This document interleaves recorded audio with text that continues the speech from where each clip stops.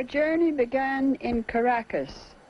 This was a fulfillment of a long-cherished dream of mine to visit the Indians of South America.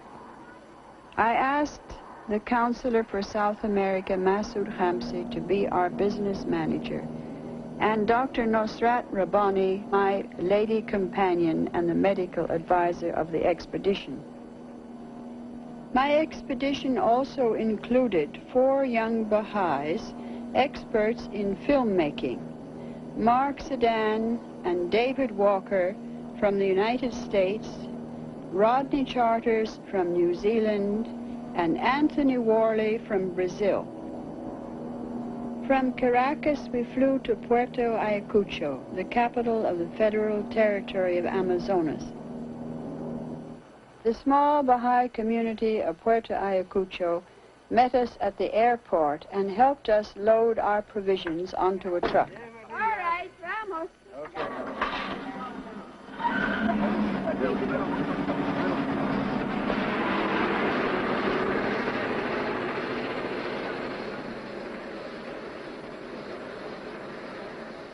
It took us over an hour to reach Venado, a huge flat hump of rock jutting into the Orinoco River.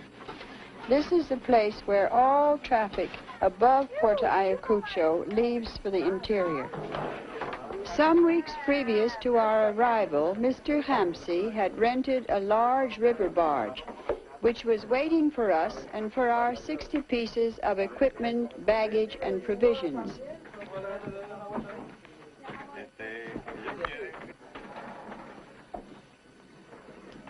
This was a trip which was going to take us 1,700 kilometers to visit 8 different Indian tribes in the interior.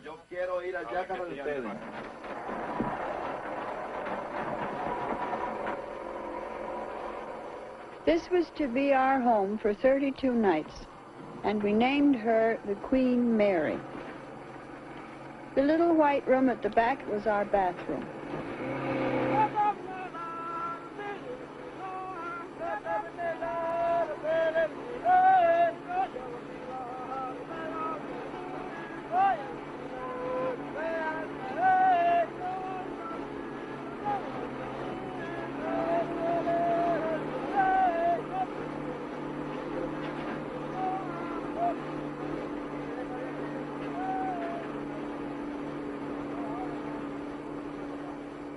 On the Venezuelan part of our journey, we were accompanied throughout by Leco Zamoro, a Mataco Indian pioneer from Argentina.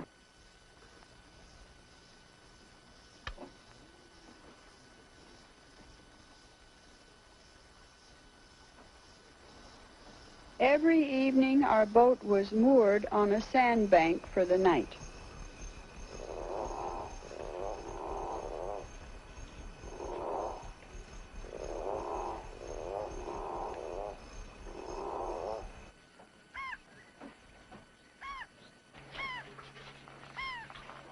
Our first job in the morning was to roll up our hammocks and get them out of the way. Life aboard the Queen Mary was in no way difficult. In fact, the only real inconvenience were the black flies, which on this particular morning were so vicious that I wore my mosquito net hat.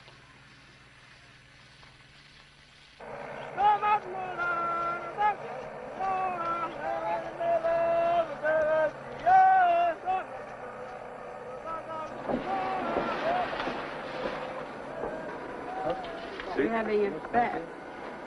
¿Qué es? Está bañando. Ah, así me baño. No, I'm going to get a bath now, too. Beautiful brown water. I don't know what's in it. Never mind. Woo! Excuse me. Good lungs. Go on.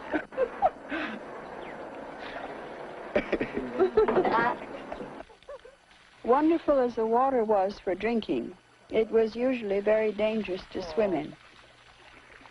The Indians always seem to know where it is safe to go in, and our captain strongly advised the men that they should only bathe from the rocks.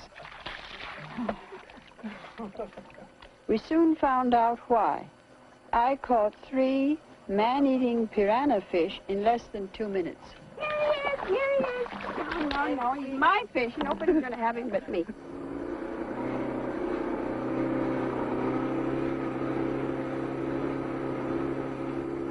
Every morning we held prayers for the success of our expedition and that we would be guided to do the right thing and meet the right people during the day. Along the Orinoco River and also in the neighborhood of Puerto Ayacucho itself, there are a great many Baha'i communities, some of them of over 10 years standing. This is the Baha'i community of Buenos Aires Island. These people have been Baha'is for about 12 years. The old woman was an expert potter in the traditional style.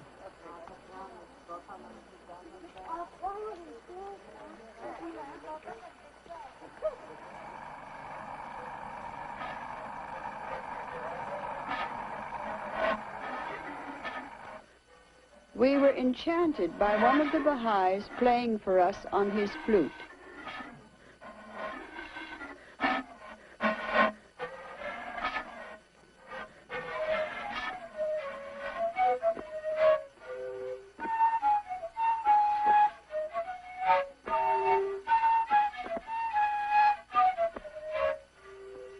Over and over again, after we had had prayers, we found that the door would open in most remarkable way for us to meet the people that we wanted to see.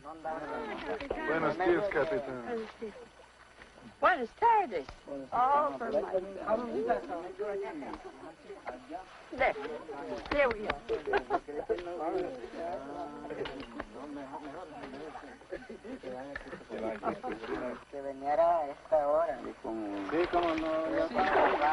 Look. Isn't he beautiful? Jason. You know, he's so perfectly disguised. You can't even see him. Alan, don't get too close. Because he might be a jumping snake, right? See? There he is. Look. However, this is a very poisonous snake because you can tell by his head. Well, Very sharp personally, head. I wouldn't have said that most poisonous snakes have a blunt nose. And usually a pointed nose denotes a snake that is not dangerous. But what they have is here. When a snake is fat here, he has a place for his poison No, glands. pero se puede conocer también que la cabeza es así. See, here, fat here. También. See, when it is fat here, then it's poisonous. Really, what a beautiful creature. Really? These Piaroa Indians invited us to their village.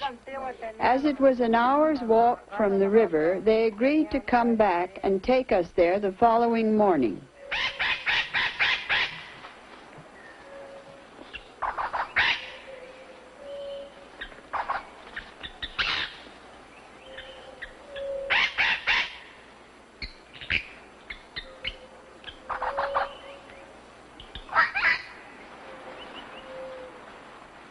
The Indians invited us to hold a meeting in their local schoolhouse and to tell them about our teachings. ¿Listo? Tell the friends that I'm very, very happy that I could come and see them. El señor dice que está muy feliz que pudo venir aquí para ver a todos ustedes.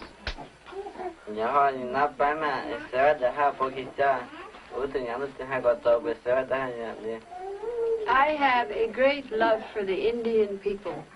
Tengo un gran amor para los indígenas.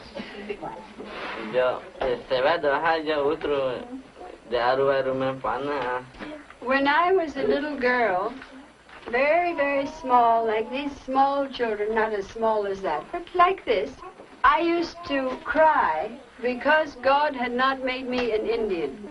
Because the Indians are a very good people, they are an intelligent people, they are a brave people. Porque indígenas son gente muy bueno, valientes.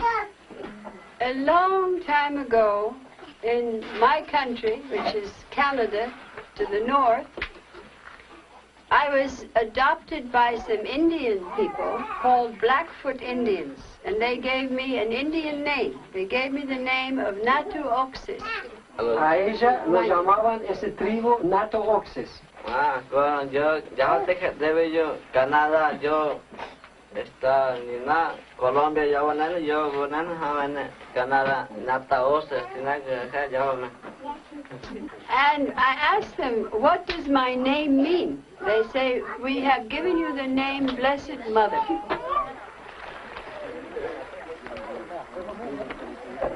You're going to follow. You're going to take your canoe? Get over. Follow.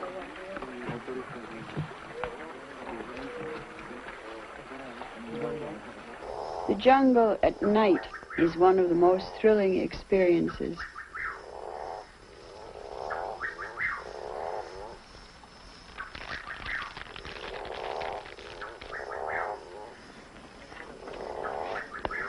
All right, please listen to me. Who wants some jelly? You want jelly, Maxwell? No. You want none? Could I have some more salad? Wait, Tony has nearly salad. Don't take it all. What do you mean? Tony hasn't had any No, you salad. haven't had any salad yet. What is that expression the Persians say? How Ka'alam? What does that mean? I'm not even sure what it means. I know it's an old Persian expression. I'm trying to be able to adjust the bed springs in this head like that. Well, Tony, anytime you do it, would you mind letting me know how you did it? The question of knowing how to squirm. Oh, boy. Oh, what's happened to... Last night it was all to the right, and tonight it's all to the left. Sharon, that cat should holla him shadim to Jean Peshiba. Oh, Lord, Lord, why does it do it? yyih What? Try snuggling up and down in the hammock. Up towards the strings. And then you sort of slide down into position that's comfortable. With a sleeping bag? Ah, well. Never mind. Anyways. We're a very noisy group. We ought to go to sleep. Good night, yyih Kha. This is the ABahá'í. Good night. Over and out. Good night. Oh.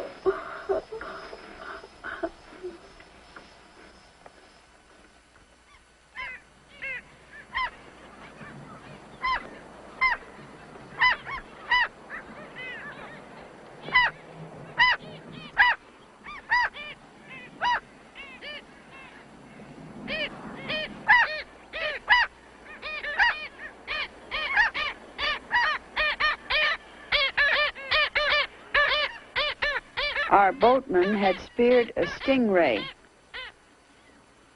It seemed senseless to kill the creature without eating it, so I insisted that we should have it for one of our meals, although it wasn't particularly good.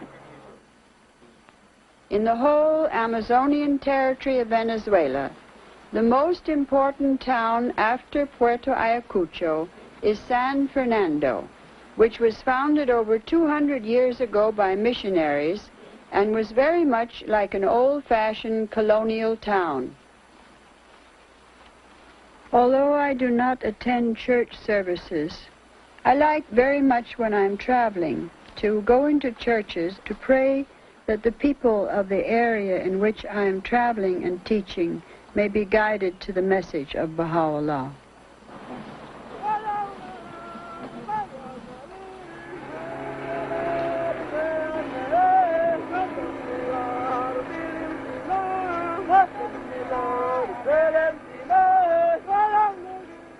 days later, we reached La Venturosa, which to our great joy we discovered was an entirely Baha'i village. These people had migrated up the river and taken up land and established themselves. They took us and showed us where they planned to build their local Baha'i center. They'd already set aside this piece of land with this object in view. Now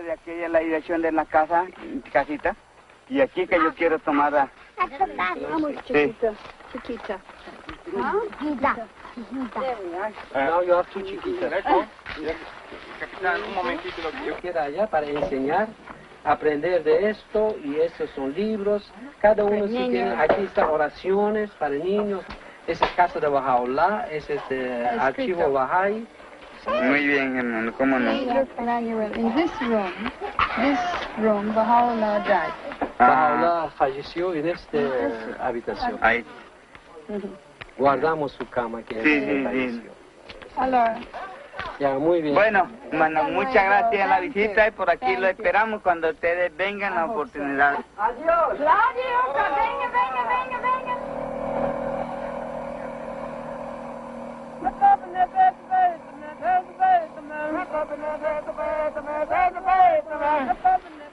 We now entered the Bentuari, which is much narrower and shallower than the Orinoco. Because of this, we found that we very often got grounded on sandbars, and it was necessary for all of us to get out and push.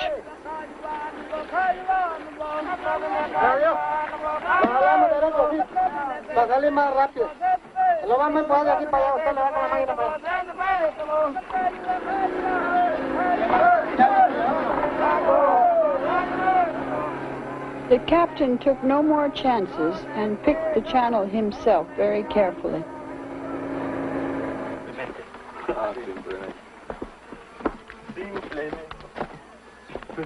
Yucca, which is known in other countries as cassava or manioc, is the universal staple of the Indians throughout South America in the jungles.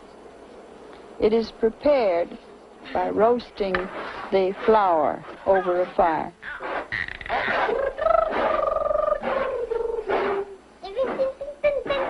We found the Indians an extraordinarily friendly people.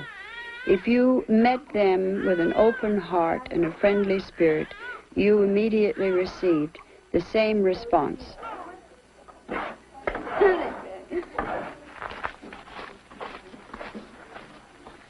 We were able in many of the villages to purchase papayas, bananas, and even fresh eggs.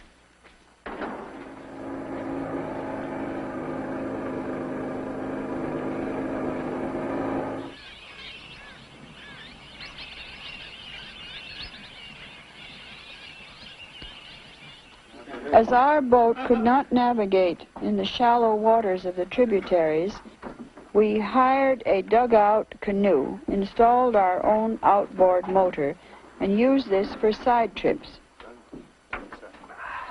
Vamos, capitano.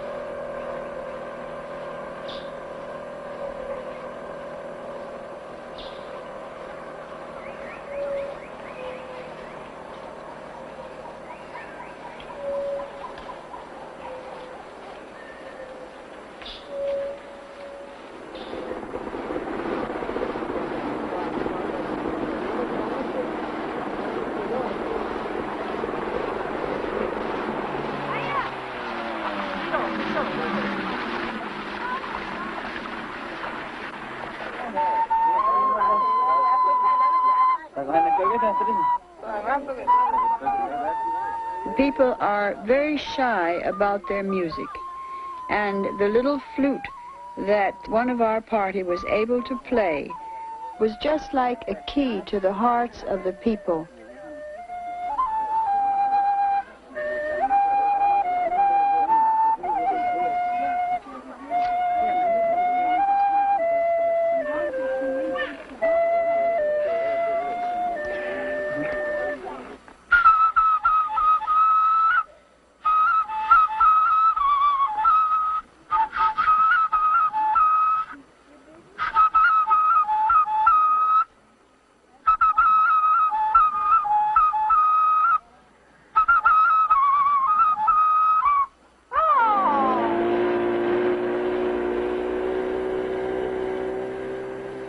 We made a special trip up the Manapiari River to visit the growing town of San Juan de Manapiari.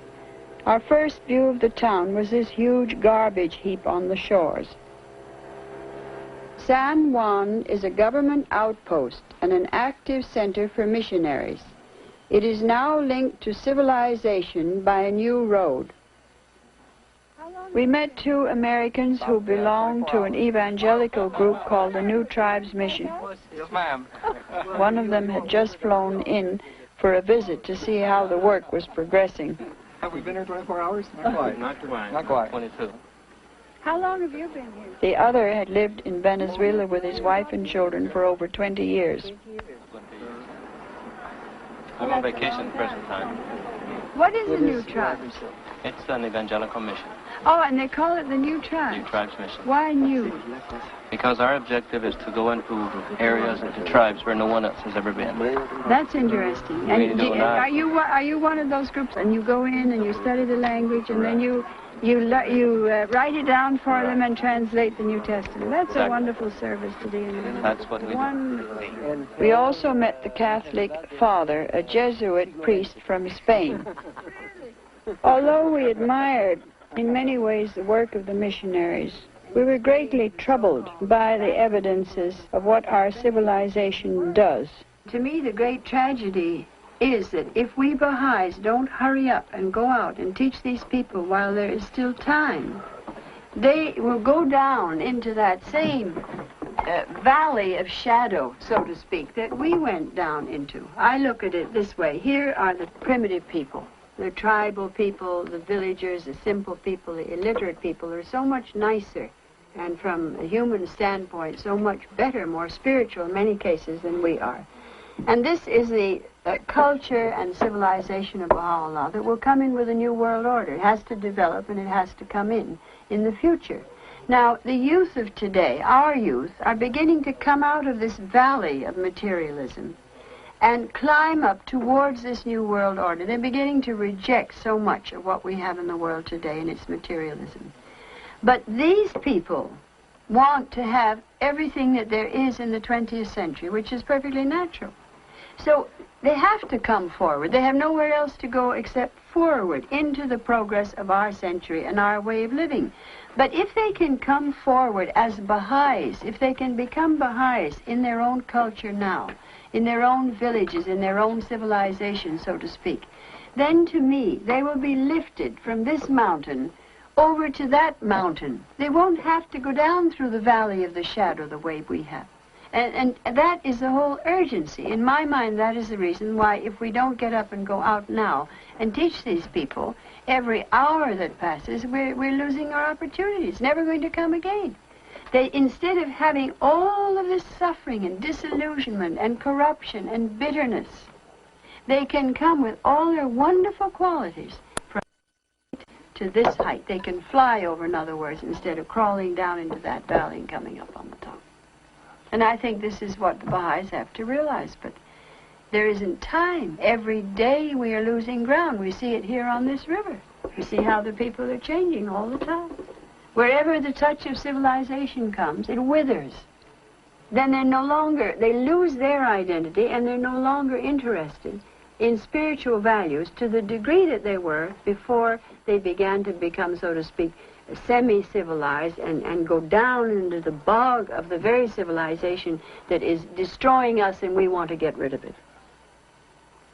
It's so wonderful that we have Indian teachers, too, that can go to the Indians, such as Leko and his wife. The people themselves, of the tribes, of the people, talk to their own people more clearly, better, more concisely than we do. But the pioneers have prestige. When we go with Leko, Leko can teach better. We help Leko to teach because they say he's come with all of these people from this very civilization. We want to save them from wasting their time in, so to speak. The two together, that's the key to the whole situation.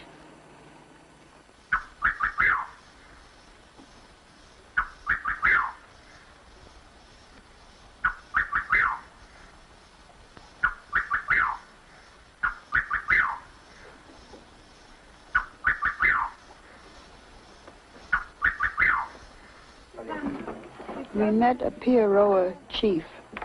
We invited him aboard our boat to have coffee. He said that 15 years before he would have been afraid to go on a boat that was owned by white men. It shows how much people are changing, and it also shows how the spirit of the Baha'is gives people confidence. He was a widower whose wife had died when the last child was born, and he was bringing up a group of small children himself. The attachment of the children to the father and the extraordinary tenderness that he showered upon his children was very, very touching and very indicative of the nature of the Indians. Ask him if he remembers how many years ago it was Amos went to him. ¿Usted puede dar un poco cuenta que cuántos años era, con quién ha venido este señor, dónde era, tenían reuniones, todo este cosa, ¿se recuerda? Año. Ese fue... We discovered that 8 years ago, this Piaroa chief had already come in contact with some of the Baha'is. Ese fue hace como 8 años ya, hace como 8 años ya. This is 8 years. El señor tenía su hijo. Sí. Muy bueno ellos. Ellos tuvieron casi 4 horas ahí con nosotros. 4 horas. Ellos durmieron esa misma noche ahí. Sí, ellos dijeron, nosotros no somos como los otros blancos que dicen, no, yo no como comida de indio, que nosotros que lo que encontramos comemos. Ellos comieron con nosotros y ahí estuvimos hablando toda la noche, por ahí hasta las 9 de la noche. He said they said we are not like the others. We eat everything you have, so they ate with us and they slept with us. Yes, until 9 o'clock they say we talk and they. Not like the other white people. Whereabouts was it that he met him? Was it on Isla Buenos Aires or higher up? Señor pregunta dónde era eso, cómo se llamaba ese lugar que. Bueno, se llamaba Caño Pasa. Caño Pasa. Se quedó al frente del ratón.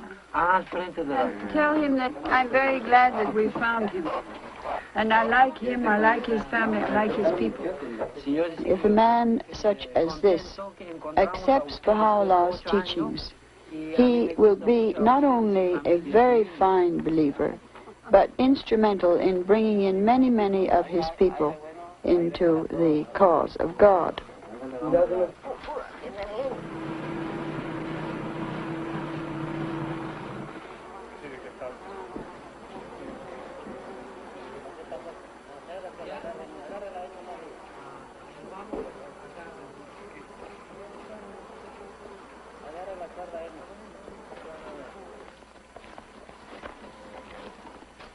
The Macos, as a tribe, have never been converted to Christianity.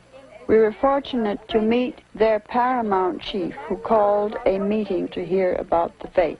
We are not political people and we are not missionaries, but we have a very wonderful message from God. And this lady said that we should tell this to our head. And this was a very, very good thing she said, because we believe also great respect should be shown to the capitanes, whoever they are and wherever they are. Diga, capitán, que otro día estuvimos aquí y queríamos hablar, pero señora dijo que tenemos que hablar cuando él está presente. ¿Ah? ¿No algo así? Sí, muy bien. Entonces nosotros nos gustamos esto mucho, es muy bien. Siempre nosotros también tenemos respeto para el capitán, para anciano, ¿no? Entonces fuimos y volvemos ahora otra vez para hablar con él.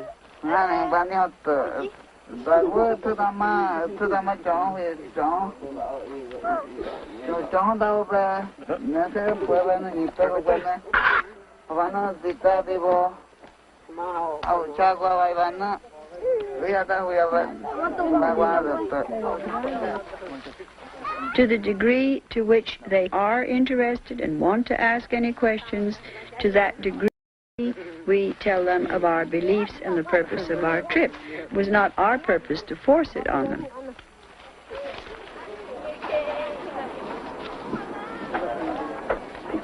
Bye-bye.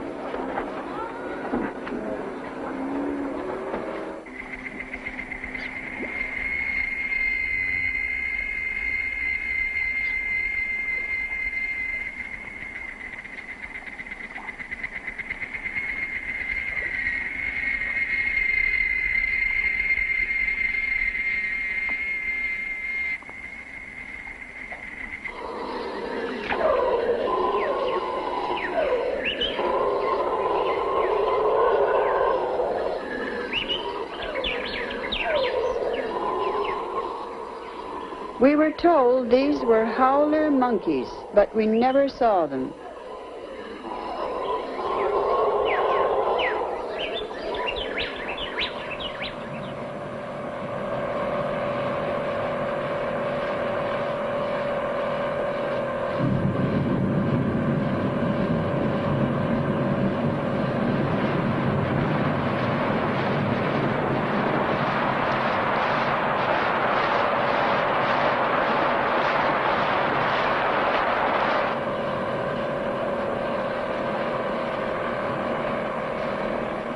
Finally, we reached the waterfalls at Tenqua, the furthest point the Queen Mary could go.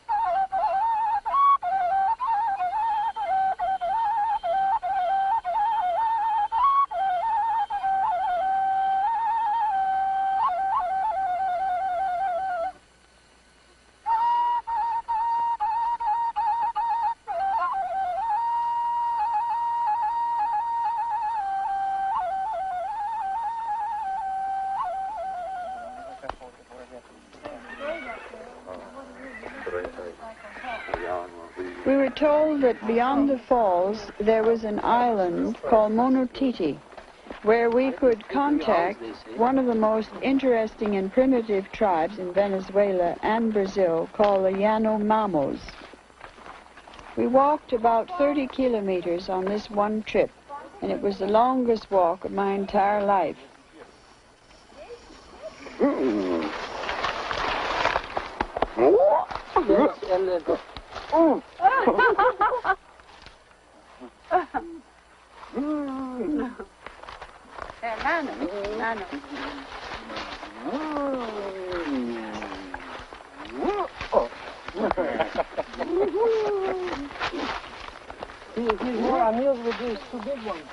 The Yanomamo Indians have the custom of sucking a plug of tobacco stuck in their lower lip.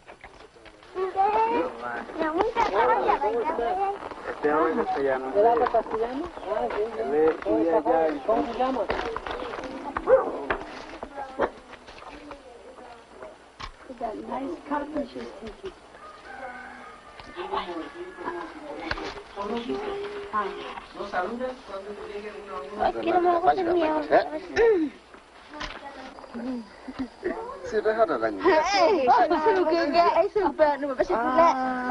think the hat's the greatest sensation of all. Yes, isn't that nice? See? Oh. Oh, yes. See?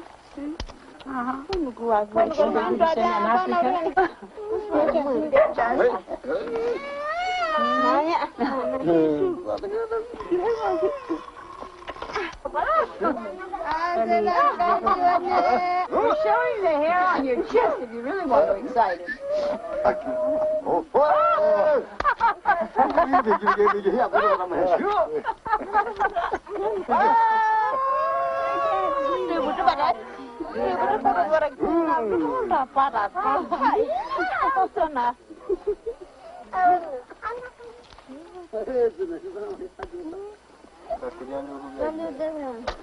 ¿Cuándo vamos? How many days?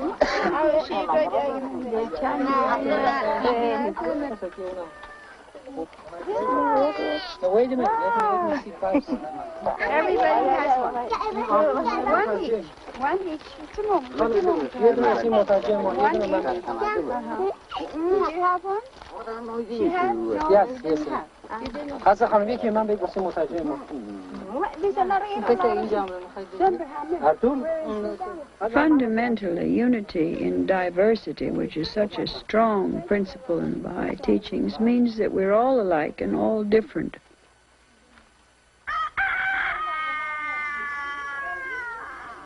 One feels one's human kinship with people. At least one should feel it. If one doesn't feel it, then there's something the matter with you, that you don't feel it, because it is there. But it presupposes not having the concept that those people are different from you, far from you, alien from you. You have to think that those people are human beings just like me.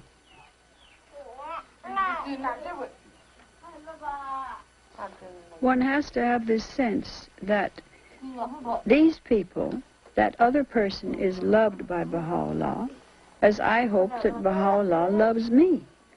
That we all belong to God, that His love is apportioned to all men, irrespective of race, irrespective of education, irrespective of advantages or disadvantages. Mio sposo. Morte. He died. Can you explain it to him? Goodness sake. Foto es de su esposo que ahora está muerto. Falleció. This is my husband who is dead. Ficamos raus. Ficamos raus. He's dead though. Dead. Ficamos raus. Esto una oración. Oración. Oración, You don't necessarily have to speak a person's language to have a bond of understanding. That can be something that you feel between each other, and I have felt it many times with people with whom I couldn't say one single word.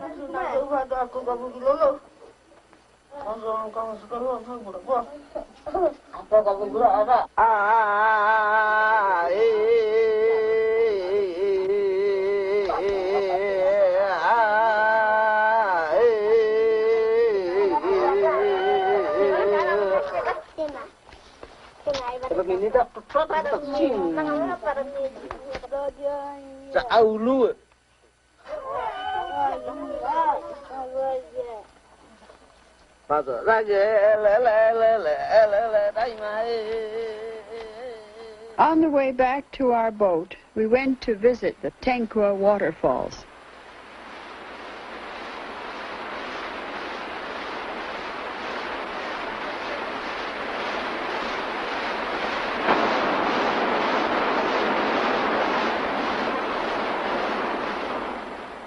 If we don't let the Baha'is know the needs of these people, if they don't see the faces of these wonderful people, their simplicity, that they are between two worlds. They're no longer in the old world of their tribe, which was a good existence, and they had the dignity and the nobility of their customs, and they're not in our world, because nobody loves them, and nobody really cares for them, and nobody respects them. These are the kinds of people all over the world that we have to teach the cause of God to. These wonderful people that are out in the jungles and the savannas and the deserts of the world, we have to go and teach them. And it's very, very difficult for people to understand them if they don't see them. The beauty of their face, their politeness to us, their patience, their kindness. It was a very wonderful experience to me to be with these people. Of all the tribes people that we have met on this trip, these were the ones that I liked the best. Because so far these are the least touched by Western civilization. Shoghi Effendi said we have a cancerous materialism.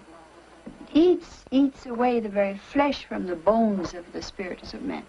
And we are being devoured by it in our civilization. These people, when they are touched by it, it destroys them. Then how can the Baha'is ignore the fact that these are the ones that we have to teach? This is the next, to me, the next great step in the progress of the religion of God is to teach these people. It's of supreme importance.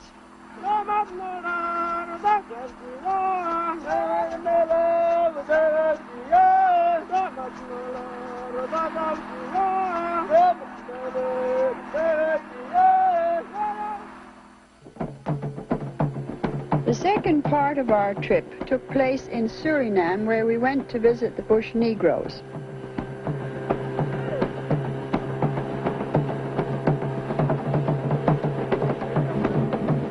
This lake was created by flooding a whole valley.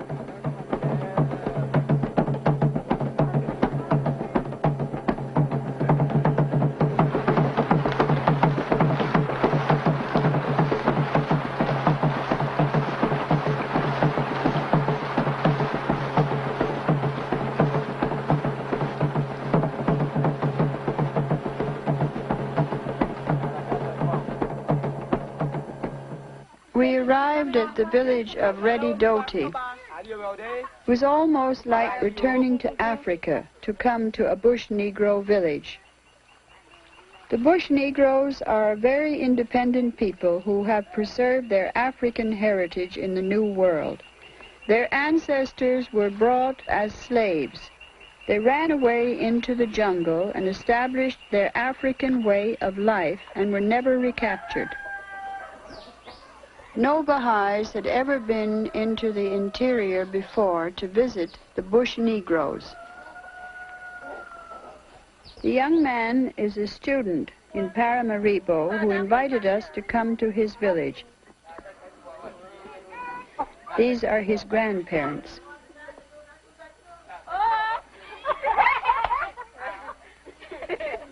The bush Negroes are the cleanest people that I have met in any part of the world, including my own part.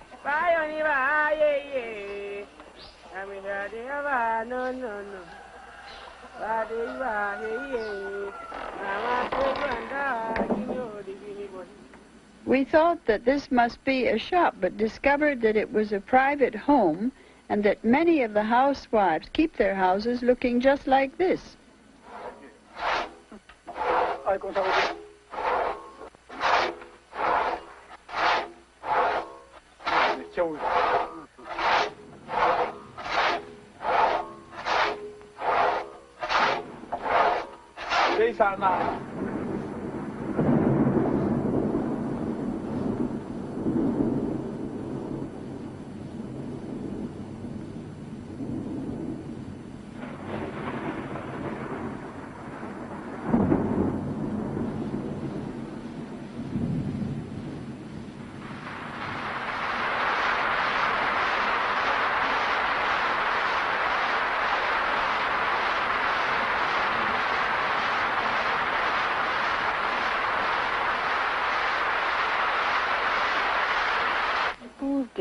Dr. Rabbani noticed that this little girl had an eye infection and was able to treat her.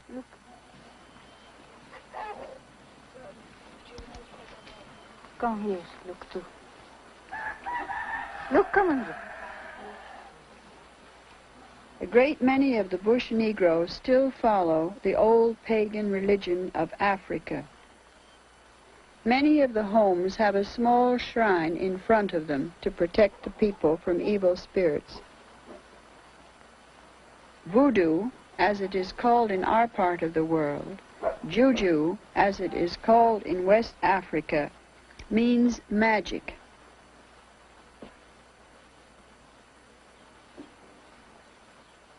Sometimes the people held religious services of their own, which we did not intrude upon. The headman or captain of the village very kindly placed their meeting hall at our disposal, and we were able to live in it during the period of our visit to Redidoti. They have been ready to listen to us, and we have gone to the villages and we've said, look. Jamshid Arjumandi, a Persian pioneer and board member, accompanied us on all our visits to the bush Negroes. But then the thing that is interesting to me is what percentage of the bush Negroes are still pagan? Because this is mostly a pagan village. Obviously, it's full of pagan shrines, and they're very attached to a spirit world and to a spiritual world. What they need is to connect this with a living religion without superstition. This is the way one has to teach in Africa. The people have to slowly give up their fears, because a great deal of their religion is based on fear and superstition. I think Anthony remembers being in that first meeting when we contacted the bush Negroes. The headman of the village had called everybody together, and we sat under the inevitable big tree, and we talked about the faith. And the intention of these people was so concentrated, and they were listening to every word that was dropping from our mouths, that when it was finished, you thought as though they had, they had drunk every word of it. Then he said, they all agree that what you've said is not a man's word, it's from God. You see? That's, of course, the way it should be. Yes, and what is more, they all agree with you, and they want to accept and to try to live according to the things that you have told us about. it is very important, I feel, to understand that a person who accepts Baha'u'llah after 2 minutes that you've spoken to is as much as a Baha'i as is anybody who's been a Baha'i for 200 years if he's still alive.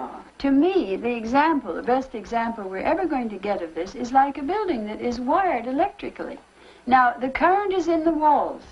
If I want to plug in a huge electric saw in a factory, I can do so, and it uses thousands of watts. If I want to plug in only a 10-watt bulb, I make the organic connection because the power is in the walls. Now, this is what the Baha'is don't realize. When a villager who is ignorant and illiterate and everything else, when he accepts the faith of Baha'u'llah, he is making a tiny, perhaps, organic connection with reality. Now, supposing an atom bomb comes, and they are killed and we are killed, and everybody's killed in 1 second. Do we as Baha'is believe that those people that accepted Baha'u'llah are in exactly the same condition as those people that didn't? This is not according to any religious teaching in the whole world. When a person accepts Baha'u'llah, then there is no discrimination, there is no difference. He's a Baha'i of 1 minute, he's a Baha'i of 2 minutes, he does not... He knows reading, writing, or whatever he is, he's a Baha'i. Who can say, I'm a better Baha'i than he is, or he is a better, worse Baha'i than the other one? Who has such a authority to distinguish? Well, the point is to bring your receptacle to the ocean of truth. And whatever the size of it is, fill it. You see, this is the point. If a man has a huge receptacle, and he fills it with 1 teaspoonful, what use is it? But if he only has a tiny little cup and he fills it brimming over, this in the sight of God is much more important, and it's right in Baha'u'llah's own words in the gleanings. But they think because they are educated and big and wealthy and important, and they have condescended to accept the revelation of Baha'u'llah, that they have filled themselves and are that big worthy, so to speak, whereas maybe they've only got a teaspoonful of service and of devotion. And a poor little man that only has the capacity of a teaspoon, he's filled his teaspoon brimming over. And personally, I believe that that teaspoon in the sight of God is more important than a half-empty container of somebody who had much more capacity. The night before we left, we had a party, accompanied by very animated singing and dancing, at which everybody had a very good time.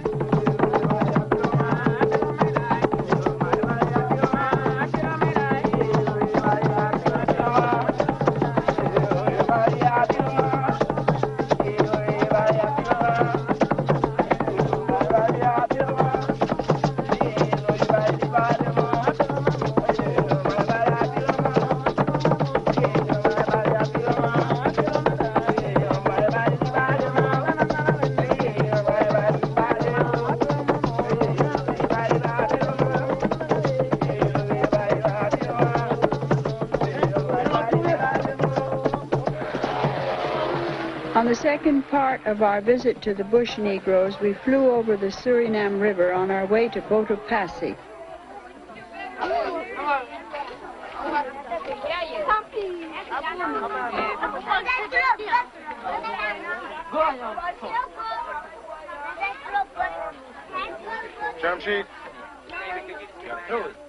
We loaded all our things on a canoe and went upriver to Kamalua, where we were to meet our Baha'i friends.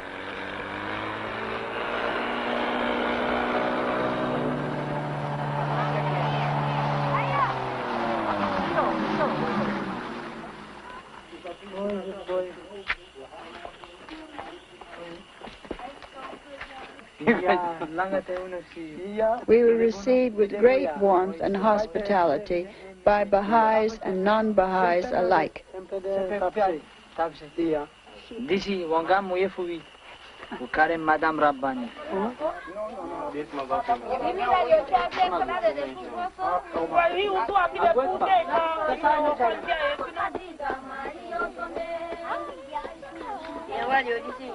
These are spirit screens to keep evil spirits out of the village. There are separate paths for the men and for the women.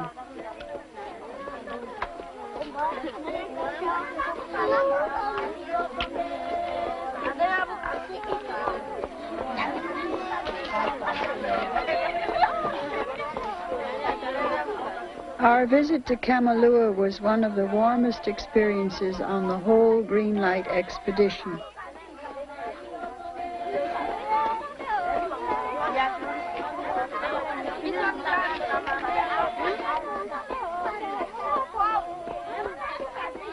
We had a special meeting the night of our arrival, and the captain of the village, or chief, was very anxious to hear more about the Baha'i teachings.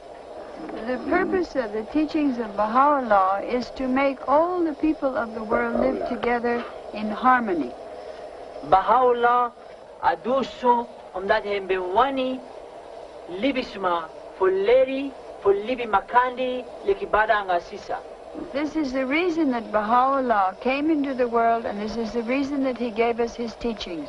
Each one of us is free to teach his message. We don't have any priests.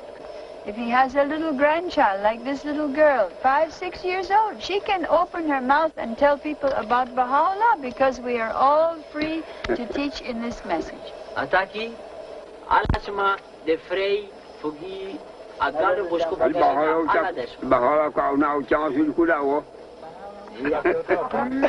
What does he say? Baha'u'llah has really brought us something. Yes, he has.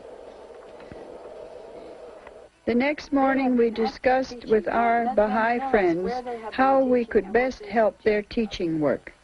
Tell these friends that we are so excited and happy to be here, because we understand that we are the first Baha'i brothers and sisters that have ever come to visit them in their own villages. Adama distaki that udena fosi Baha'i smadi kumuta photo say ukwa kamalua foluku den Baha'i brother na ngasisa fuwi ditaki. And we want them to think about where in this 1 week that we have, we can do the most good in helping them to teach the faith of Baha'u'llah. Adama wani sabi na moro bum presi pe ukango futaki na libadisi. No, pikna ka wawa ka wotu kone. Mandesi kondete la kina usunu bitataki. They are speaking taki-taki, which is the language most commonly used in Suriname and is similar to Pidgin English. Fortunately, Jamshid speaks this language fluently.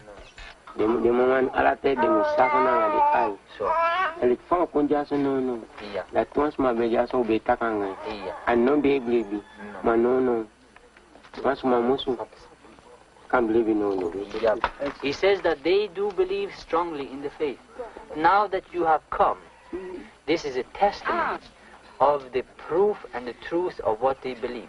It has given them the strength that with our presence here, they can go everywhere to the other places with us if we want to take the message of Baha'u'llah to all. Until now, they haven't met up with anybody in Botopasi. But he says, since we've landed there, it would be indeed a very good idea to go back and to teach there. That's what I thought. Yes. So we would like very much to go and have a meeting there. Yeah.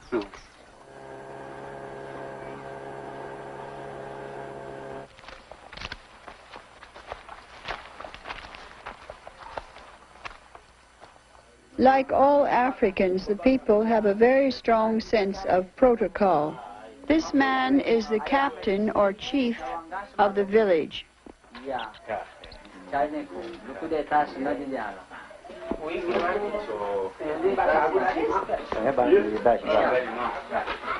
Tell him that yesterday, he knows, we arrived by plane and we had so many pieces of luggage and everybody was so kind to us here.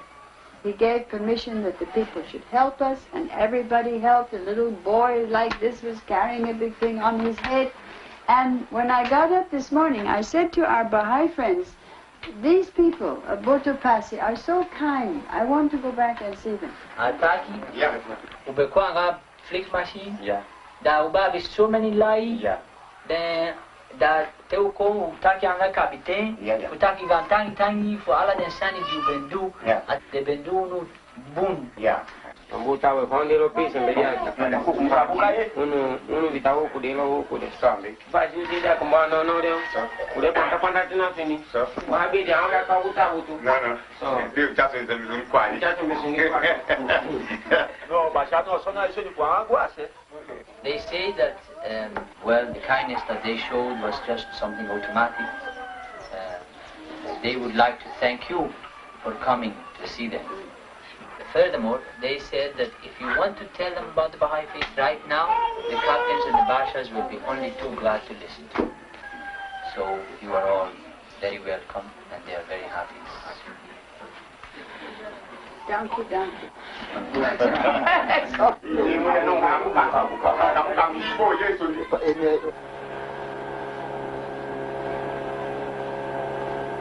We decided to visit the nearby village of La Fanti and hold a meeting there.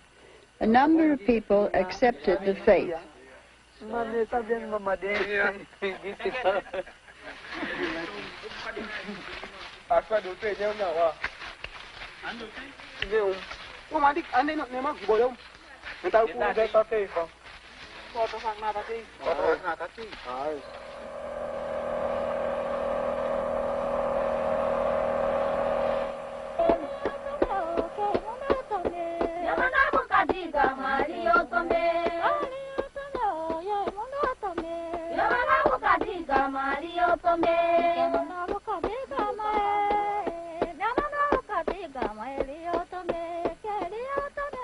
The bush Negroes make their own canoes by the same method used in Africa, curing them with both fire and water.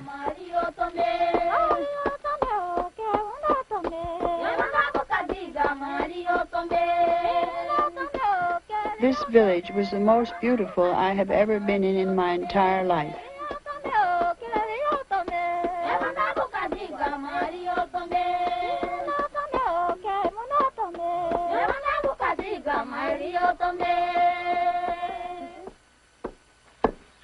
These women are pounding rice in a mortar.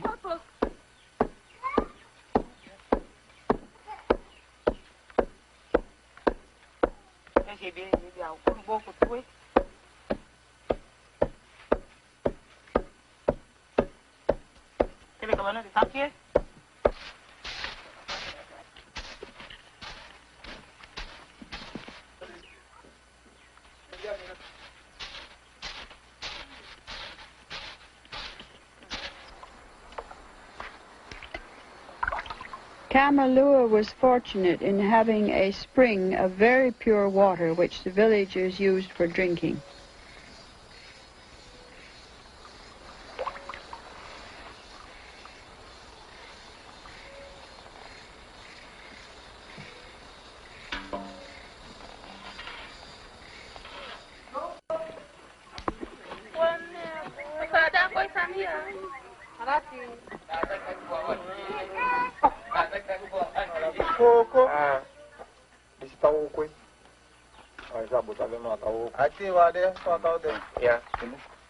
The illustrated teaching material Jamshid had brought with him was a source of great interest to our friends, and before we left they persuaded him to leave it with them for their own teaching work.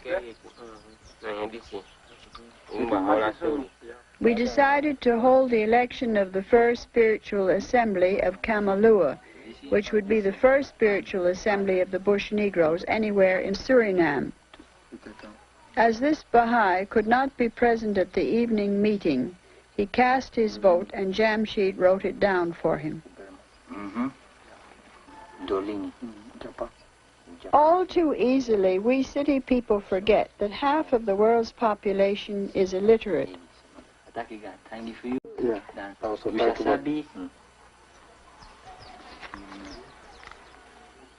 Plans were made for the election of the spiritual assembly that night. Then Baha'i Simbe Musabi one rat so that they can come a candy and Leri and Taki and Krutu, Mahembe Gimi, Astem Fuhe and Mihoriaki. Utan Baha'i, Ayusagi Stem. Yeah.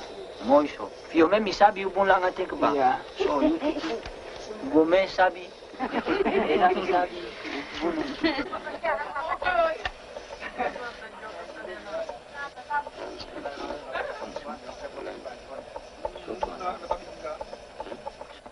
The captain, who in the meantime had become a Baha'i, is casting his vote for the first spiritual assembly.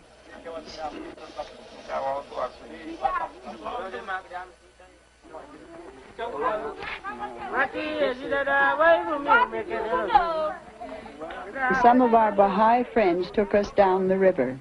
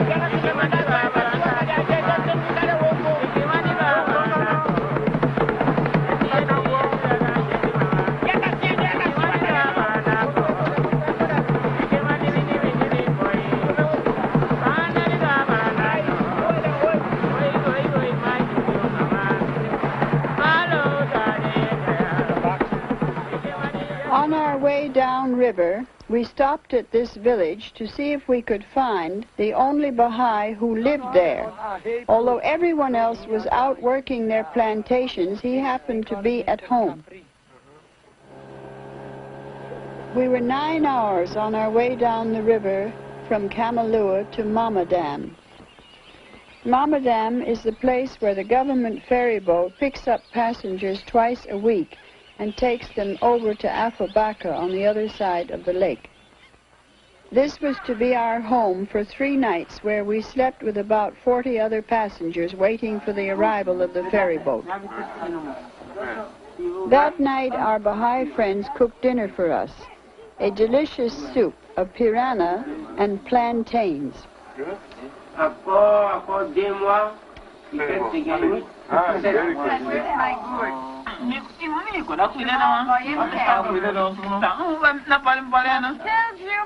It reminds me that every time we're apart, watching something, we think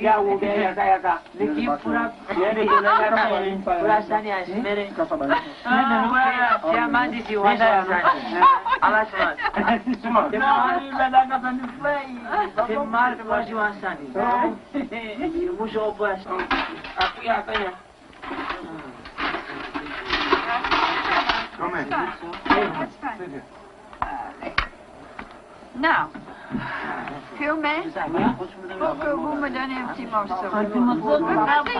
Petit, je ne peux pas. Ça va comme ça? Moi, je peux pas, comme ça. Oui, ça va. Voilà? Merci. Ngai pa bum ne. Ngai pa bum ti aja patin dam na i.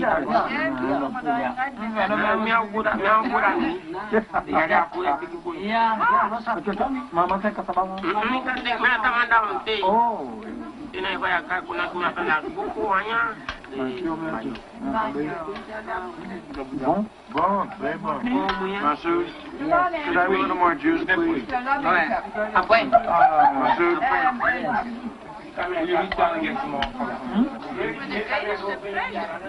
Some of the people living in the hut were very anxious to know more about the Baha'i faith.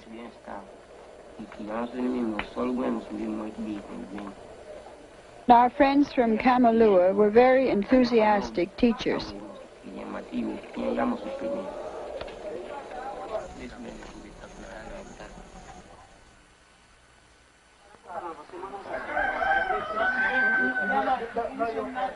After discussing the faith practically the entire night with our friends, this man expressed the wish to become a Baha'i, and Jamshid enrolled him the morning of our departure.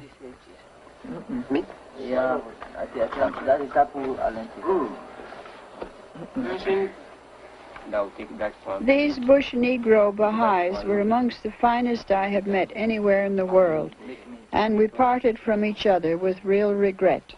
He says, in this life, there is only 2 things.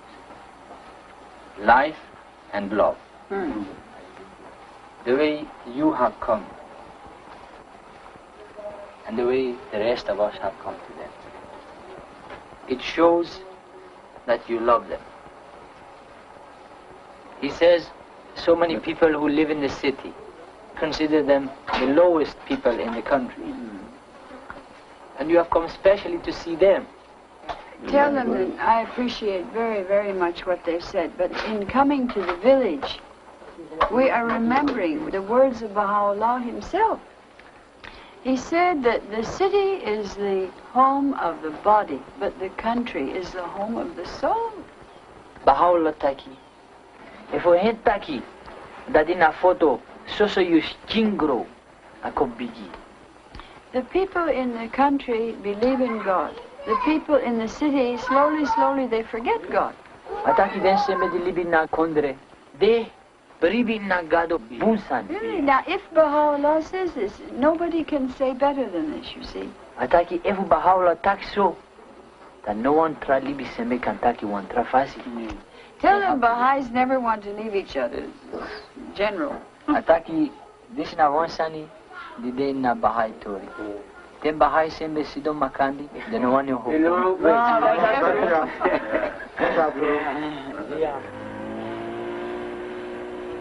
Our Baha'i brothers embarked in their canoe and went back up the river to Kamalua.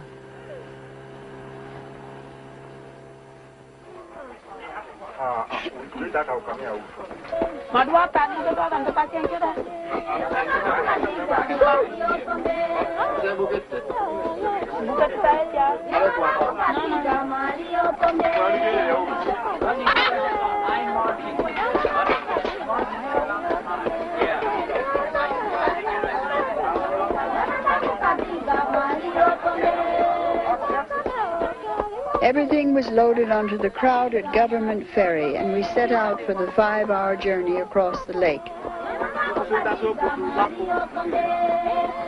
We found a marked interest amongst our fellow passengers in who we were and what we believed.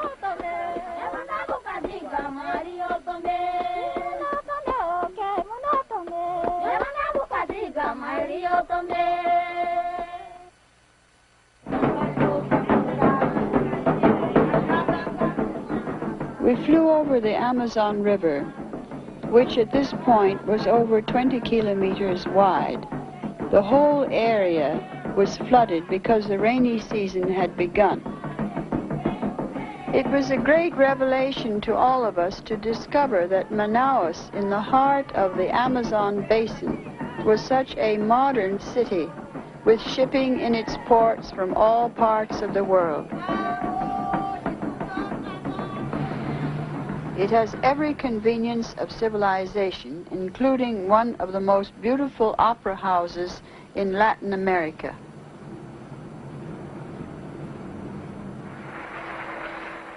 We arrived to attend the first historic Baha'i conference of the Amazonian region, and were greeted very warmly at the airport by members of the new Baha'i community. During our week's visit, there were many lectures given to students in both universities and high schools.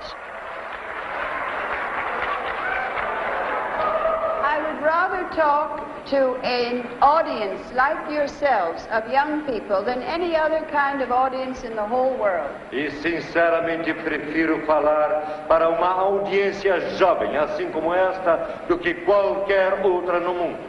Nobody knows better than the youth how many problems face us in the world today.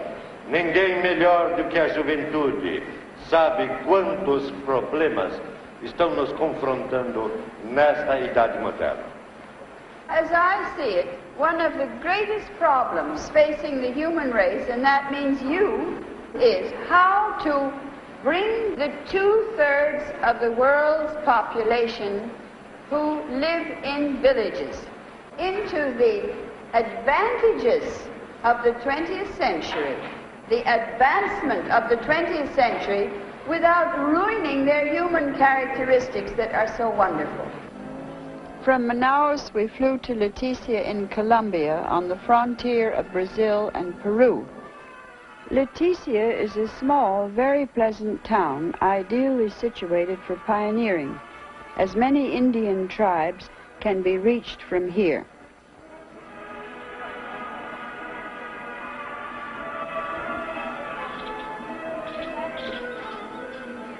A very amiable porter, who could barely walk in a straight line, conveyed our things to the boat. Boats on the Amazon are enclosed because of the very heavy rains. For 18 days, 10 of us lived and slept on this one.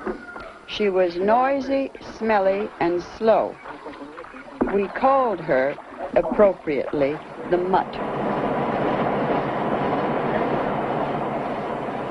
This was the beginning of our journey up the Amazon in Peru.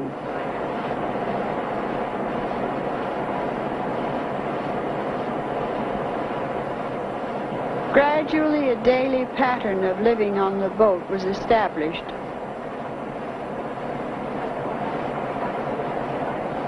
Even Pikuri, our mascot, had his breakfast.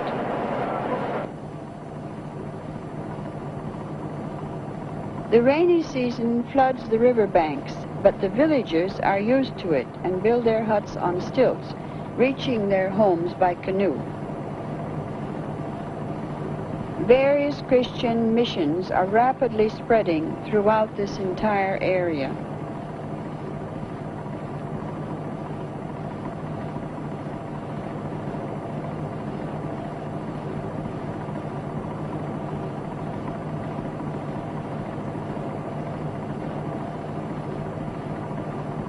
The only quiet place was the roof, where we held prayers every morning.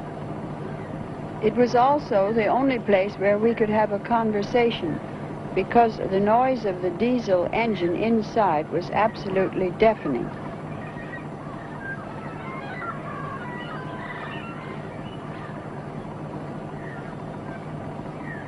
The trouble was that it was very difficult to get up and down because there was no deck on our boat.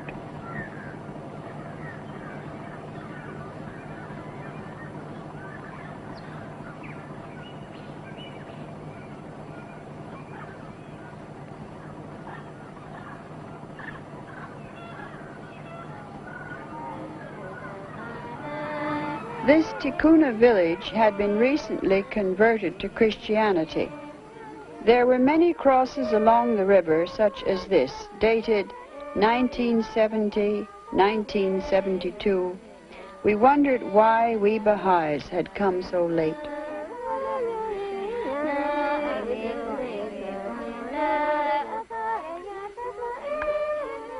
Indian fathers are as devoted to their children as the mothers, and we saw so many evidences of their care and tenderness.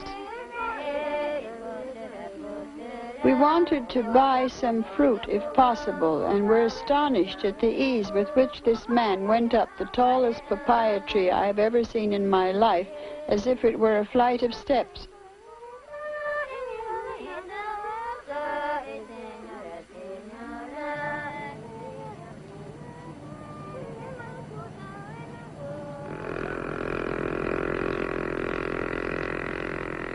We had expected the Amazon River to be a wild and unpopulated area, and were very surprised to find that all along the river banks there were villages and settlements.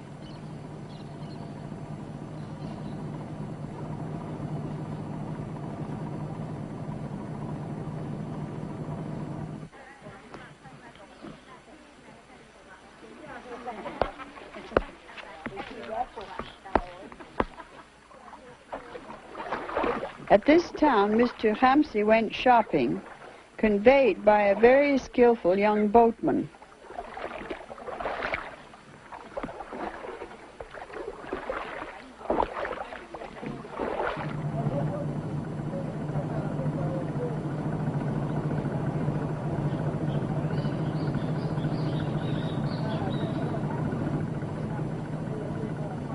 The Amazon is a land of mirror images. One glides through a dream of exquisite beauty. some Indians had invited us to come and join them in a fiesta, and we went to their home late in the afternoon. Already the drinking was well advanced. We had a demonstration of the great tragedy of what drinking does, not only in our own civilization, but unfortunately amongst the villagers, even people so far away from the towns as these Indians.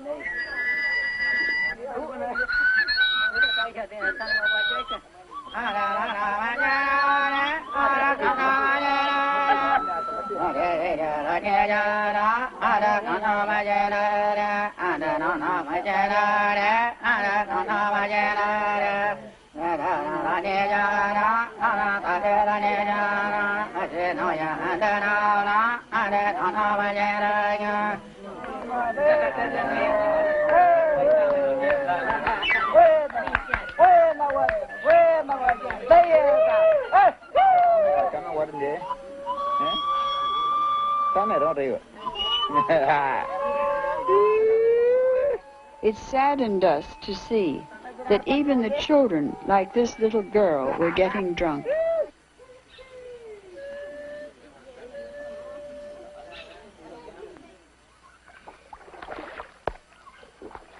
In search of Indians less touched by our own civilization, we went up the smaller rivers.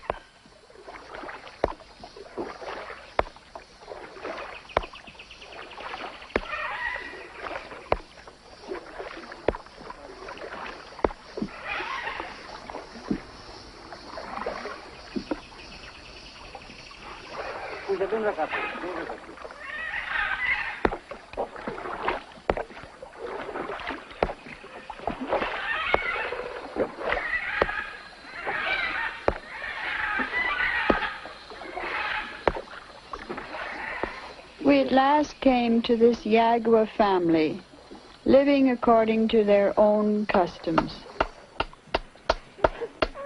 The Indians are a very quiet people, a very restful people, who think before they speak. They have a dignity and a nobility which constantly impressed us.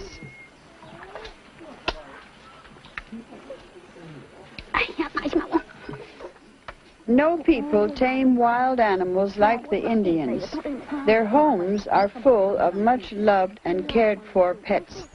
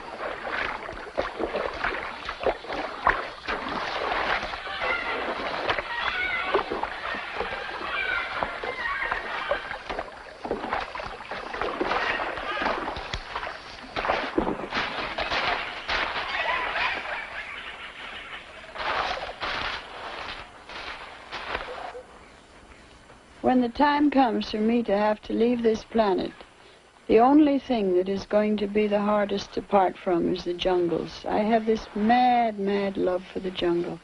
I never feel that I can see enough of the jungle, be in the jungle enough. And whenever in my life I travel away from a jungle area, it is with an infinite heartache that I'm leaving this marvelous, marvelous land of trees and of nature and of beauty.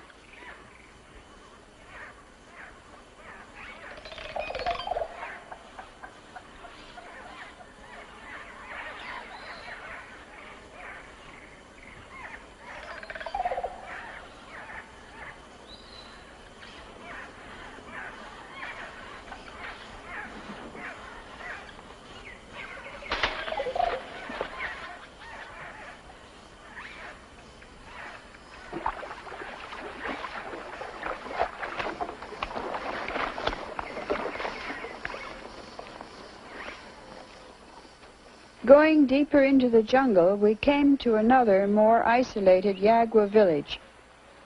This man proudly continued to wear the costume of his ancestors. He very kindly demonstrated for us how they shoot poison darts through these long blowpipes.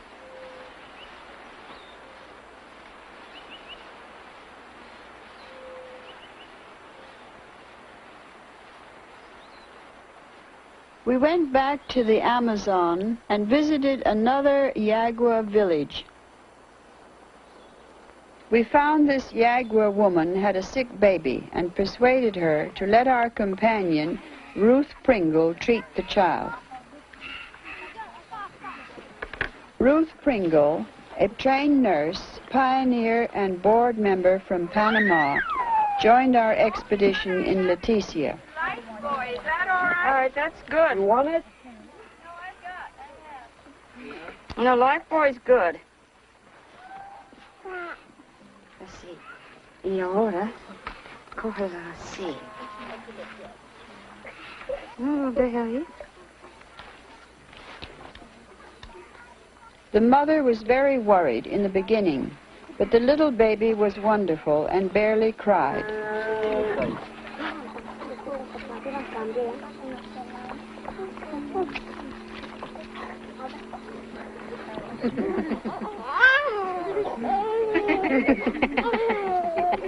Never mind, you're going to be better at it.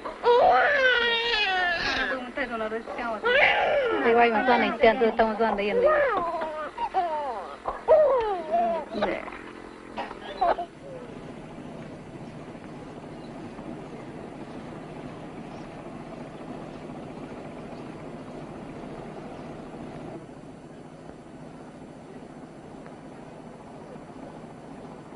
Going up another river, we visited the Bora tribe. This huge hut, called a cocamera, is a meeting house for the villagers.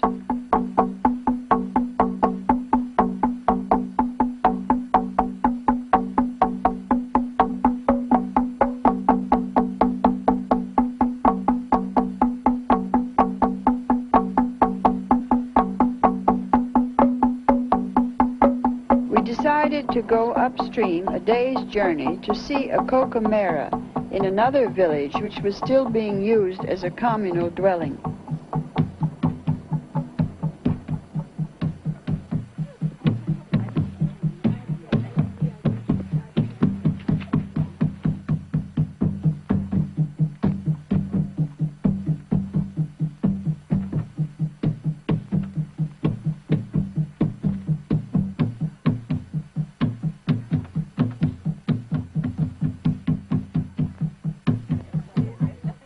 In the Baha'i teachings, there is a tremendous emphasis on the family, on respect for parents, mutual kindness and understanding.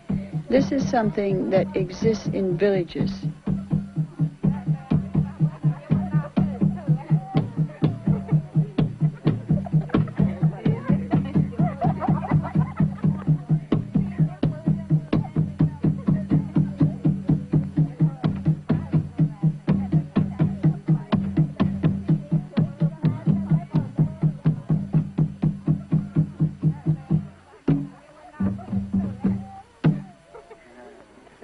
Viajó 109 países. Países? And the only drums this size are in Africa. Solamente en este tamaño ha visto una vez en África. And they're not as beautiful as those. Y todavía no es tan lindo que esto. ¿Este cuánto año es? 25 a 30 años. 30 años. Sí, este dura porque... cuidar muy bien. Sí, porque este es un chungo.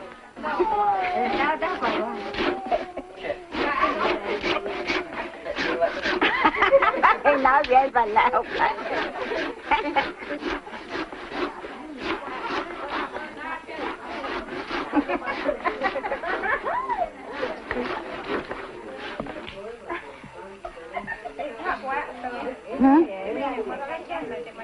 Nuestro religión es muy nuevo.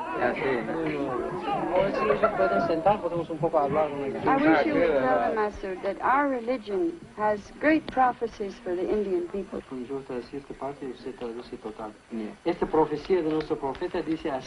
We believe that God has given every people in the world special gifts that belong to that tribe, to that people.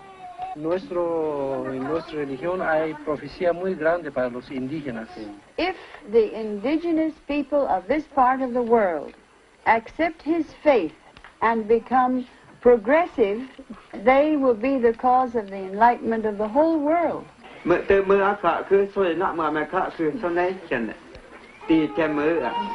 Yes, Mama. Nosotros no somos comerciantes, como dice, ya conocemos.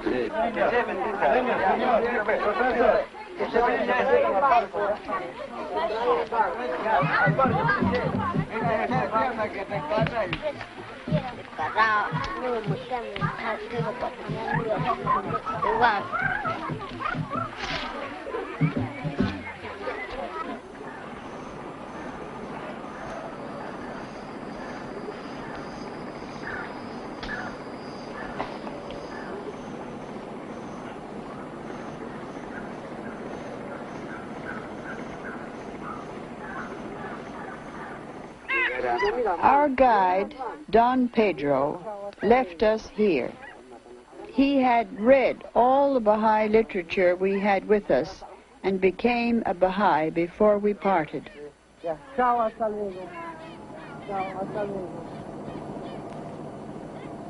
Our journey up the Amazon was at an end. We were approaching Iquitos, an inland port 4,000 kilometers from the sea. Recently, oil has been discovered in this part of the world.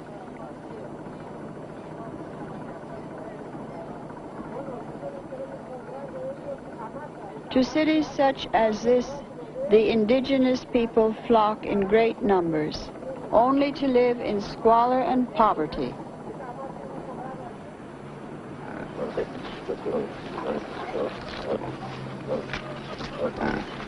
The filth produced by modern towns flows over the riverbanks.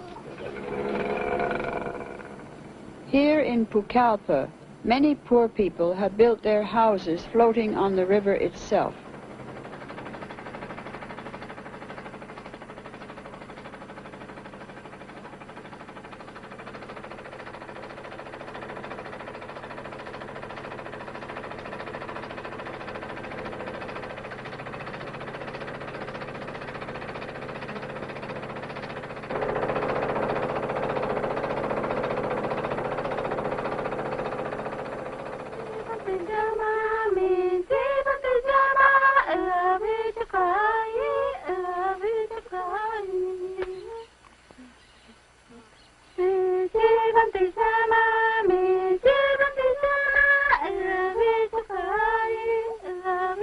We decided to visit the Shipibo people, who are both very gifted artistically and also very shrewd.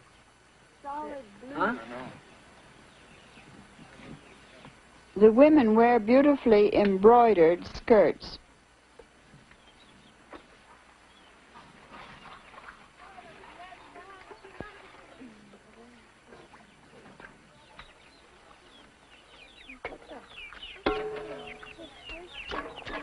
To me, it is very impressive the way in village life even very small children work, and they love working.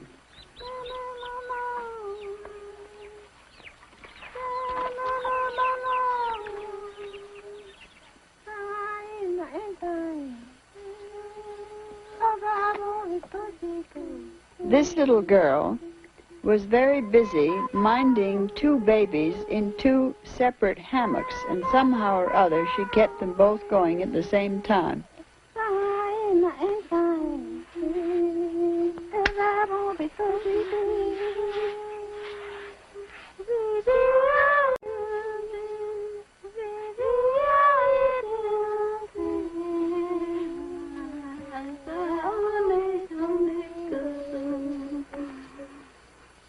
This was our last contact with the Amazonian Indians.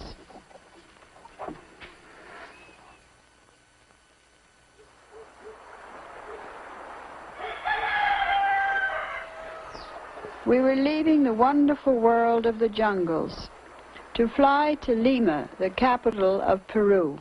In the home of Mr. Hamsi, we discussed our recent experiences. I've always been very romantic about this part of the world, and I thought the primitive people were going to go and teach the untouched primitive people living in their original culture. And now I don't feel that way about it. If the Baha'is ever get to the primitive people, God bless them. It'll be a wonderful service. But in the meantime, get to the people that are no longer primitive. Get to these areas before it's too late. Don't you feel that? That's exactly the point. Yes. Any day we delay, there will more be mixed with this civilization and under the control of the missionaries or whatever it is. So there's no opportunity. Opportunity will be less and less. You know, there's something that I want to say because I think it ought to be said. And I know we all know it, but perhaps the Baha'is don't realize it. The missionaries are a highly praiseworthy, admirable group of people. Just because we talk about the missionaries doesn't mean that they're not wonderful people. They have a dedication that we Baha'is could learn from. They have a systematized, intelligent way of going at their teachings that we should learn. The only trouble with the missionaries is that they're teaching something that is antedated. Instead of teaching the religion of God for today, they're teaching something 2 dispensations back. But they're wonderful. You know, yyih Kha, at the start of this trip, I was nervous about going into the jungles and leaving our so-called civilization, but very early on the Venezuela part of the trip on the Orinoco, I realized that our civilization is the true jungle. The beauty, the peace, the kindness of the people. It's a much safer place to spend one's existence. I see now why you love so much to visit the villages. Well, I don't know. I know that the sky is the limit, and the Baha'is have to realize it, and they have to have more imagination. There's no lack of goodwill on the part of the Baha'is, but what they need is the imagination to see that it could apply to me, not to you, but I can go, you see. When they understand this, then I think that we'll have a tremendous influx into these areas. Well, I tell you, you know, every time I see one of these areas, that's exactly where I want to go, you know, and I can't be every place. I feel that way, too. If I had the opportunity, if I were younger, believe me, I wouldn't hesitate to pioneer to places like this. People have to behave as if there was a crisis, and this is a crisis in world history. And this is why the Guardian and now the House of Justice is constantly appealing to the Baha'is to fulfill Amatu'l Baha's divine plan, because there isn't any more time to lose. And I think that this is what I hope this film will do, really. This is the whole purpose of the film, is that if the Baha'is who look at this film can feel that they came with us, that they saw these people, that they saw the difficulties, that they saw the possibilities, that they saw the beauty of it all. And in their hearts will arise the desire to go out and teach in such an environment, such people, the cause of God, well, then the film will have fulfilled its objective, because that's the whole purpose of it. So everything is ready. That's just the only thing we needed to move. You remember Baha'u'llah said, seize your opportunity, for it comes but once. And the Bab said, mount your steeds, O heroes of God.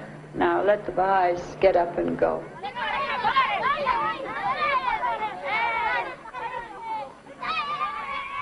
In one of the barrios of Lima, we went to film the Baha'i children's class.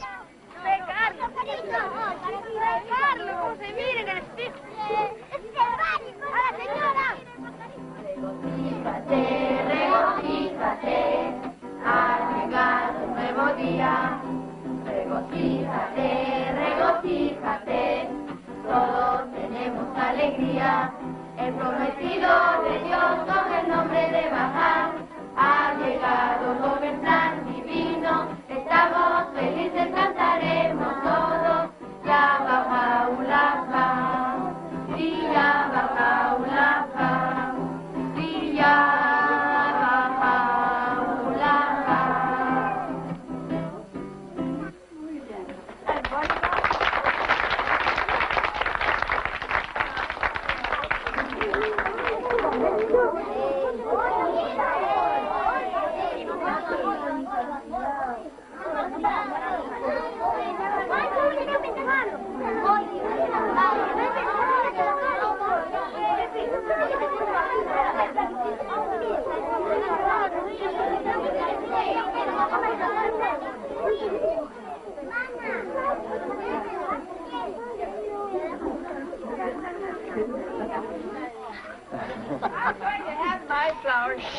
Now, wait a minute. And again? This is the Mas Uno man. Our host was a Quechua Indian, a widower who has brought his 5 children up to be very good Baha'is. Mas. Well, I got both. Thank you very much. Ask her, did she make that delicious cake? ¿Quién lo hizo esta torta? Bye.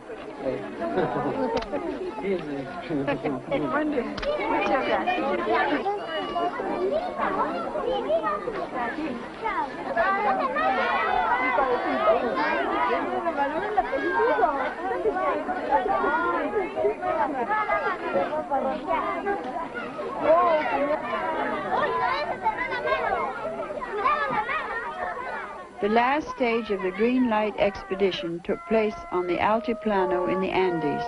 We went to Bolivia to attend an Indian Baha'i conference.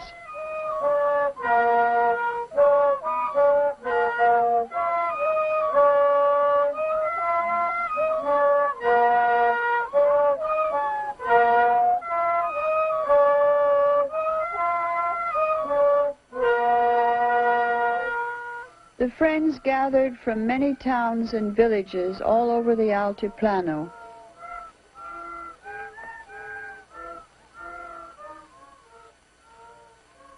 From Sakaka, we set out for the top of the mountain, accompanied by about 150 Baha'is.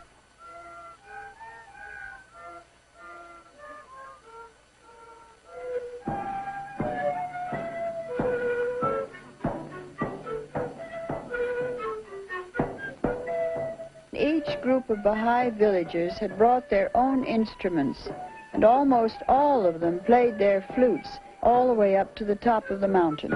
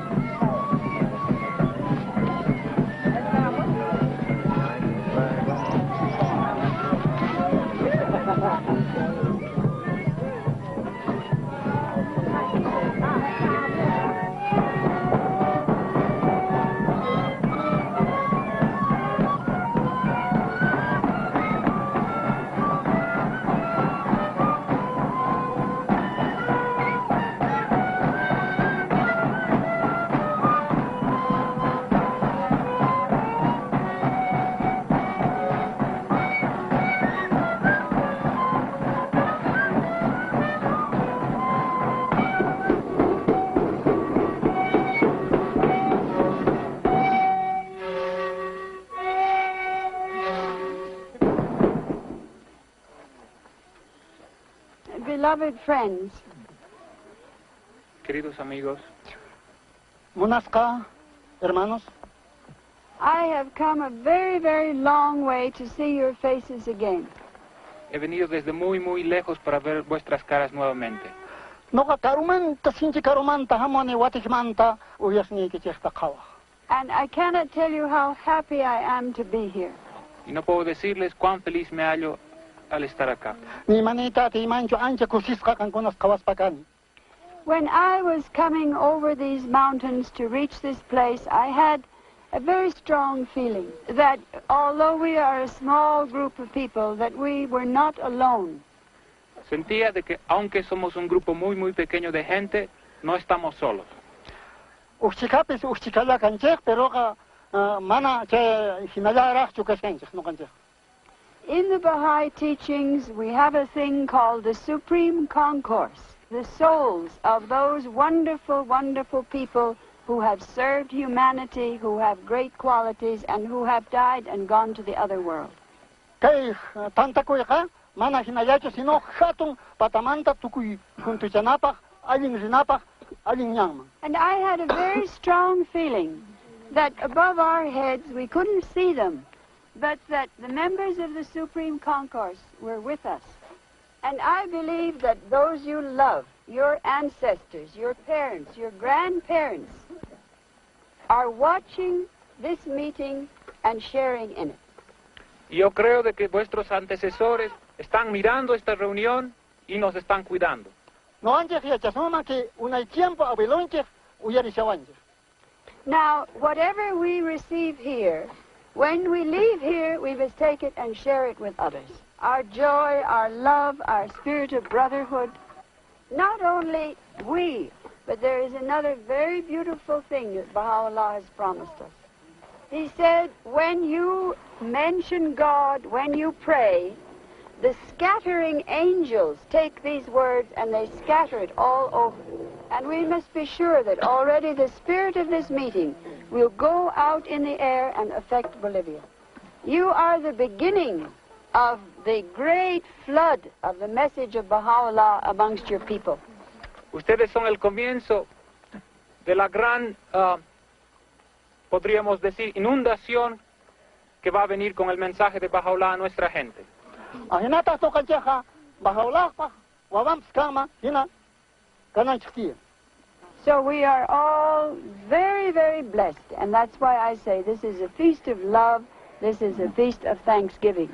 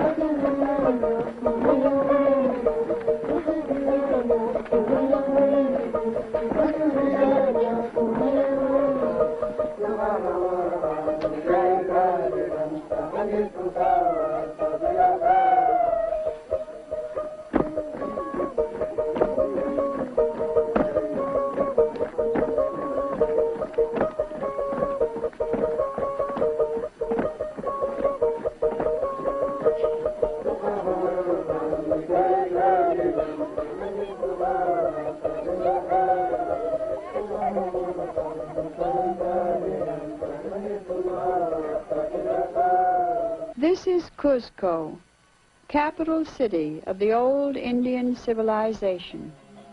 The golden city whose temple of the sun was covered with sheets of pure gold. Gold which led the Spanish conquistadors to totally destroy the great empire of the Incas. We arrived in Cuzco to attend the first all-Quechua-speaking conference ever to be held, which had been arranged by the counselors for South America. Many of the Bolivian Baha'is had come to attend. It took this busload of Baha'is from Ecuador over a week to drive the 2,000 kilometers from their country to Cuzco. The Andean believers flocked to register for the conference. The Baha'is from Peru, Ecuador, and Bolivia spent one whole day discussing how much they could understand each other's dialects so that Baha'i literature could be made standard for all these countries.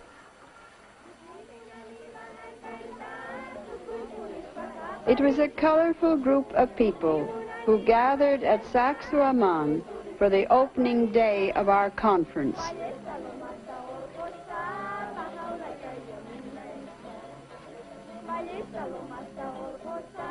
This great fortress, built by the Incas, took 30,000 people 80 years to construct. We went up to the highest point to hold our meeting, the place where the Incas believed the sun was tied. I told my Indian brothers and sisters about themselves, that their ancestors had built an empire second only to that of the Romans, that the achievements of the Incas in government, road building, architecture, arts, and crafts were as great as any the world has ever seen. The government of Peru had recently made Quechua the second official language. This gentleman had come from Cuzco to attend our conference as representative of the Quechua-speaking Academy of Peru. Machu Picchu was a fortress hanging in the clouds, built by the Incas over 500 meters above the valley below. We all came by train from Cuzco to visit this famous place, one of the last strongholds of the Inca Empire.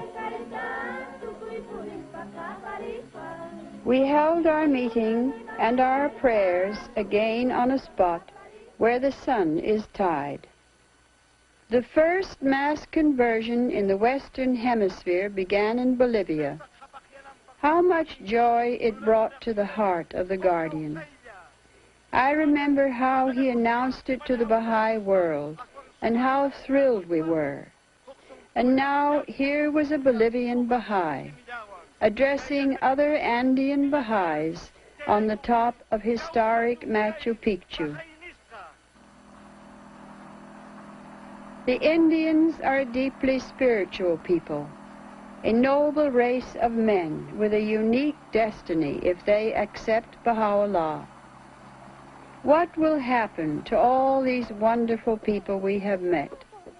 So many of them, so many tribes scattered over such a vast area.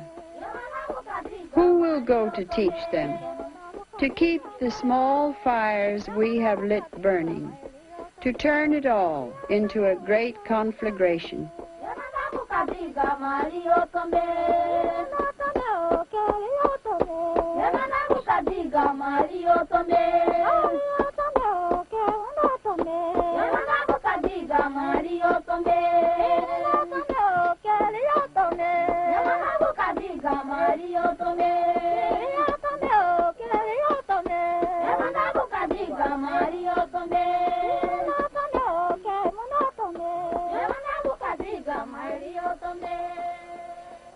Abdul Baha said, "Oh, that I could travel, even though on foot and in the utmost poverty, to these regions, and raising the call of Ya Baha'u'l Baha in cities, villages, mountains, deserts, and oceans, promote the divine teachings.